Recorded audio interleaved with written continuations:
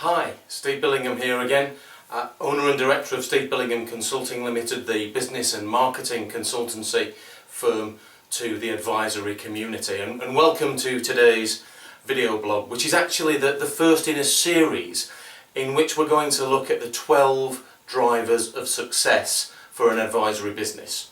And I'd like to jump straight into it and get into key driver, success driver number one, because for me this underpins everything that comes after it. And key driver number one is better intent. The most successful practices have better intent. And what I mean by that is the owners of these businesses don't make excuses. They don't bleat on about the economy or what the regulator's doing or the environment that they're operating in. They've made a decision that they want to be successful on purpose, not by accident. And that success is planned. They've decided what they want and they're prepared to make whatever changes are necessary in order to get that. And when the going gets tough, they actually keep going and redouble their efforts in order to achieve what they want to achieve. And that better intent leads through to better decisions ultimately, because they're able to make conscious, rational decisions that have been driven by their objectives, their goals, and that have been informed by facts rather than assumption or guesswork. And what you tend to find about the owners of businesses like this is that they'll deliberately schedule time out to work on their business, not just in it. Success driver number two is better execution.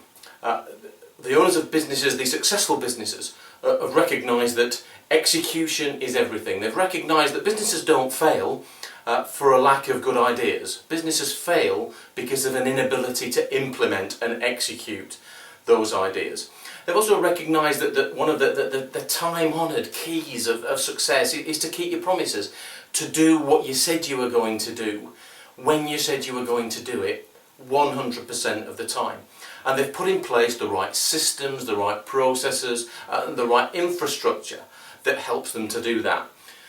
The owners of these businesses have got action plans which are written down, which are recorded, in which the tasks are clearly prioritised, and those tasks are implemented rigorously and tracked, and where the owners of those tasks are held accountable for doing their part, if you like, within the agreed time frame.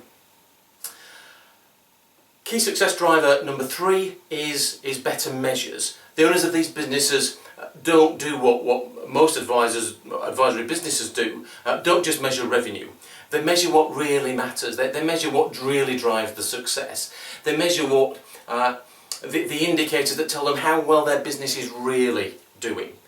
And their measures are both financial and such as profitability, for example, and non-financial, and that might be things like the number of referrals that they get in a particular period.